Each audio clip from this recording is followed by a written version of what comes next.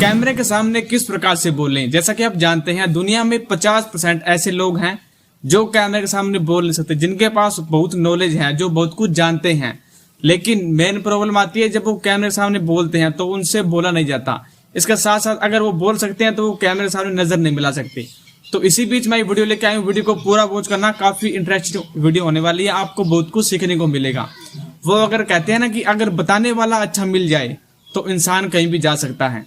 तो आपको मैं सिर्फ बता सकता हूँ, आपको मैं ट्रिक दे सकता हूँ कि कैमरे के सामने आप किस प्रकार से बोल लें।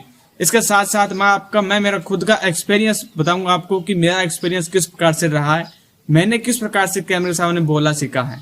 तो आप भी इस तरह कैमरे के सामने बोल सकते हैं। तो चलिए वीडियो को स्टार्ट करते हैं। तो दोस्तों फर्स्ट ऑफ ऑल आपको मैं यही कहना चाहूंगा कि सबसे पहले आप मेरी वीडियोस को देख लो, जो मेरी पुरानी वीडियोस है उसको आप देख लो, और जो अब की वीडियो है उनको देख लो, और जो इन फ्यूचर में आएगी उस वीडियोस को आप देख लेना कि कितने मेरे अंदर इम्प्रूवमेंट हो गया है। तो इस तरह धीरे धीरे इम्प्रूवमेंट होता है, एकदम से कुछ भी नहीं होता है। तो अब मैं आपको बताऊंगा कुछ नोटिस जो मेरे एक्सपीरियंस है, जिनसे मैंने सीखा है। आप भी इस प्रकार से सीख सकते हैं और कैमरे के सामने बोल सकते हैं। फर्स्ट ऑफ ऑल आता है दोस्तों मेडिटेशन। इसका मतलब होता है ध्यान। अगर हमने अपने मन को, अपने माइंड को कंट्रोल में रख लिया तो सब कुछ हो सकता है जो हम कैमरे के सामने बोलते हैं। जब भी हम कैमरे के सामने बोलते हैं सबसे जो मेन कारण होता है वो होता है हमारे थॉट। अगर हमारे थॉट बिल्कुल बंद हो जाएंगे उस टाइम हमारा मन और माइंड बिल्कुल शांत हो जाएगा, जिससे हम कैमरे के सामने बोलेंगे तो कोई भी थॉट नहीं आएगा। तो सबसे पहले आपको करना है ध्यान। आपको आंखें बंद करने, कुछ इस पोजीशन में आपको ध्यान करना है। ये आपको कंटिन्यू रखना है, जब तक आप कैमरे सामने से बोल नहीं सकते, ये कंटिन्यू आपको रखना है। दोस्तों अब सेकंड नंबर पर आता है, वो है स्टॉप वीडियो व्हेन एंग्री। अब इसका क्या मतलब है, देखो जब हम स्टार्ट के अंदर कैमरे सामने बोलते हैं तो उस टाइम बहुत ज्यादा हमें गुस्सा आता है। देखो मान लो आप वीडियोस बना रहे हो, तो वीडियो बनाते बनाते आप यही बोलोगे कि मेरे से वीडियोस नहीं बनती, बिल्कुल मैं नहीं बोल सकता, या फिर ऐसे वैसे हमारे माइंड में बहुत सारे विचार आते हैं और हम उस टाइम पूरा गुस्सा हो जाते हैं कि मेरे से ये वीडियोस नहीं बन रही, मैं नहीं बोल पा रहा। तो उस टाइम अपने माइंड के साथ आपको धक्का नहीं करना है, आपको फोर्स नहीं करना है, आपको अपने माइंड के साथ। जैसे ही आप गुस्सा हो गए, मतलब कि जैसे ही आप ये सोच रहे हैं कि मेरे से वीडियोस अब नहीं बन रही, तो उसी टाइम आपको उस वीडियोस को रोक देना है, उसी टाइम उस वीडियो को आप स्टॉप कर देना है। मतलब आप माइंड के साथ बिल्कुल फोर्स नहीं करना। अगर आप ऐसा करते हैं तो आप जो भी आप बोल रहे हैं तो आपको नेगेटिविटी थॉट आएंगे। इसलिए जो आप वीडियोस को बना रहे हैं, जब आपको गुस्सा आए उस वीडियोस को आपको स्टॉप कर देना है। तो उसके बाद थर्ड नंबर आता है ट्राई इट आफ्टर 12 आवर्स। अब देखो मान लो आप वीडियोस बना रहे हो, आपको गुस्सा आ गया, आपने उस टाइम वीडियोस को रोक दिया। उस टाइम क्या होता है, आपको उसी वीडियोस को, उसी टॉपिक पर जो आप वीडियो बना रहे हैं, उसी टॉपिक पर आपको सही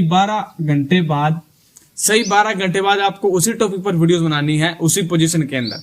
तो यदि आप ऐसा करते हैं तो आप देखोगे 2-3 दिन के अंदर आपके अंदर इतना इंप्रूवमेंट आ जाएगा और वो टॉपिक आपको इतना अच्छे से याद हो जाएगा और आप उसको बहुत ही आसानी से बोल सकोगे कैमरे के सामने। उसके बाद फोर्थ नंबर आता है फुल्ली साउंड्स। आपको नाम से क्लियर हो रहा है, जब आप वीडियोस को बनाओगे आपकी जो साउंड है वो एक्टिव होना चाहिए, मतलब आप जो बोल रहे हैं वो फुल आवाज में होना चाहिए। ऐसा नहीं कि आप बिल्कुल धीरे धीरे बोल रहे हो, इससे जो हमारा माइंड है बिल्कुल शांत हो जाता है। अब जो फिफ्थ पॉइंट आता है वो है notice of camera your work. जब आप वीडियोस को बना रहे हैं तो सिर्फ आपको कैमरे के सामने देखना है, नॉट अदर पर्सन वर्क।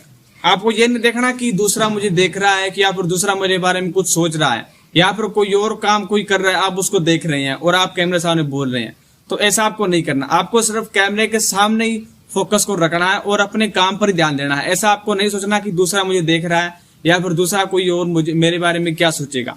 तो ये आपको बिल्कुल ध्यान देना है इस बात पर। अब दोस्तों जो लास्ट पॉइंट है वो है नो रिटर्न टू लिसन। काफी लोग इस गलती को करते हैं कि सबसे पहले जिस टॉपिक पर वो वीडियोस को बना रहे हैं, जिसके पास उन्हें नॉलेज है या फिर वो कैमरे सामने बोलना चाहते हैं, तो सबसे पहले वो एक पेज को या कॉपी के अंदर वो पूरा लिख लेते हैं। लिखने के बाद वो कैमरे सामने बोलते हैं। तो इसी गलती वो लोग करते हैं, तभी वो कैमरे सामने बोल नहीं पाते, उनके नए नए जो वर्ड्स होते हैं वो मुंह से निकल नहीं पाते। तो ये गलती बहुत सारे लोग करते हैं कि सबसे पहले वो किसी भी चीज को लिख लेते हैं, उसका रट्टा लगा लेते हैं और उसी वर्ड को सिर्फ कैमरे सामने बोलते हैं। तो ये गलती आपको नहीं करना, इससे हमारे जो नए नए वर्ड्स होते हैं वो हमें बिल्कुल ही देखने को नहीं मिलेंगे। तो यही आपको गलती नहीं करनी। आपको क्या करना है, मान लो आपके पास किसी भी टॉपिक की नॉलेज है तो सिर्फ आपको कैमरा उठाना है और आपको सिर्फ बोलना है। जो भी आपके वर्ड के अंदर, जो भी मुंह में जो वर्ड आए वो सिर्फ बोलना है उस टॉपिक के बारे में। तो ये आपको गलती नहीं करनी कि आप लिख रहे हो और लिख कर आप दूसरों को बता रहे हो। तो इससे हमारे जो नए नए वर्ड्स हैं, जो भी नए नए वर्ड्स आएंगे वो बिल्कुल भी नहीं आएंगे और हमारा जो कॉन्फिडेंस है वो भी बिल्कुल लो हो जाएगा। तो ये गलती आपको नहीं करनी कि आप लिखकर उसका रट्टा लगाकर आप कैमरे के सामने बोल रहे हैं। दोस्तों, जिस प्रकार से आप धीरे धीरे वीडियोस को बनाते जाओगे, शूट करते जाओगे, उस प्रकार से आपके अंदर इंप्रूवमेंट आता जाएगा। मैं दूसरों का नहीं, आप सिर्फ मेरी वीडियोस को वॉच करके देख लो, मेरी पहले की वीडियोस कैसी थी और आज देख लो मेरी वीडियोस कैसी है और इन फ्यूचर में मेरी वीडियोस कैसी होने वाली है। तो चाहे वो कोई भी काम हो, दुनिया में हर काम धीरे धीरे होता है, एकदम से कुछ नहीं होता है। तो दोस्तों, YouTube पर आपको ये अच्छा साइंटिफिक रीजन कोई नहीं बताएगा, सिर्फ वो अपने व्यू और लाइक को बढ़ाने के लिए बताएगा कि आप ये करो वो करो। लेकिन जो सच्चाई है, जो कैमरे के सामने हम बोल नहीं पाते, उसका जो साइंटिफिक रीजन क्या है वो दोस्तों ये है, ये 6 पॉइंट है। इसके साथ साथ इन 6 पॉइंट को मैंने यूज किया है और मेरा एक्सपीरियंस मैं आपको शेयर कर रहा हूं। तो इस प्रकार से इन 6 पॉइंट को आप यूज करके अपने कैमरे के सामने बोल सकते हैं, कोई वीडियोस को बिल्कुल आसानी से बना सकते हैं। उम्मीद करता हूं आपको ये वीडियो काफी अच्छी और शानदार लगी हो। वीडियो अच्छी लगी वीडियो को लाइक करना और नए हो तो चैनल को सब्सक्राइब करना ना भूलें।